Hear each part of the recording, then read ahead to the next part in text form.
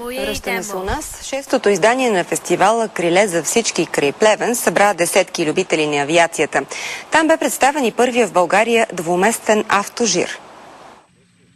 Създаването на автожира е отнело 4 години на Николай Николов от Правец.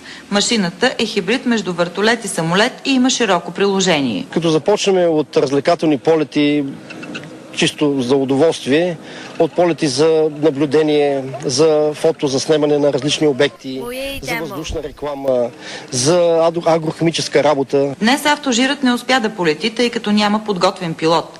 При голям интерес обаче машината ролира по пистата. Иначе днешният фестивал отново даде възможност на всеки, който поиска, да погледне света от птичи поглед. Хората с увреждане използваха днешния ден, за да изразят за пореден път протеста си заради липсата на достъпна среда в България. Ако на хората като нас се даде простор, те могат да бъдат независими и да покажат много възможности. Любителите на спортната авиация твърдят, че интерес към този вид спорт има. Нужна е обаче подкрепа на държавата. В момента има вакуум в тази област. Трябва ДАМС и Министерския съвет да подпомогнат въздушния спорт в България. Все повече българи си позволяват лукса да си купуват малки самолети за развлечение.